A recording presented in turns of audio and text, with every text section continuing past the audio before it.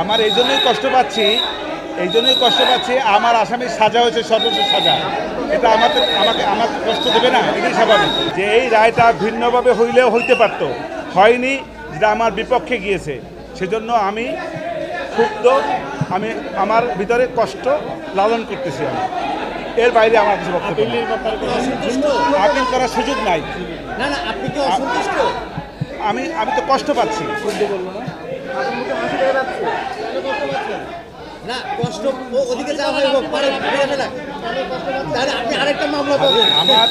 আমার এই জন্যই কষ্ট পাচ্ছি, আমার আসামির সাজা হয়েছে সর্বোচ্চ সাজা। এটা আমাকে কষ্ট দেবে না, এটাই স্বাভাবিক। আমি কষ্ট পাচ্ছি, এটাই আমার বক্তব্য।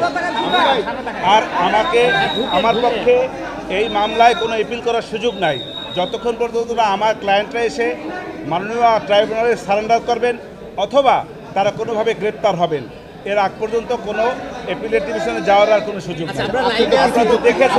আপনারা তো দেখেছেন যে আমাকে রায়ের কপিও মাননীয় ট্রাইব্যুনাল দিবে না বলেছে।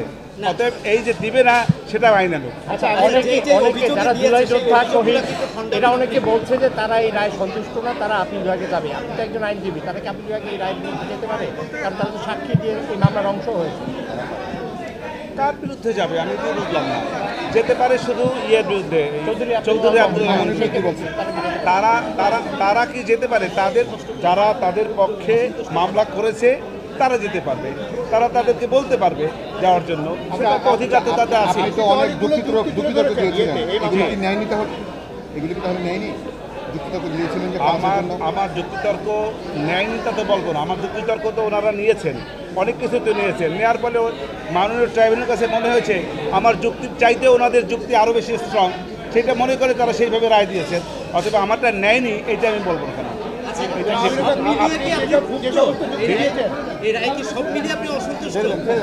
আমি তো বলেছি এই রায়ে আমি কষ্ট পাচ্ছি। ধন্যবাদ। আপনি বলেছেন যে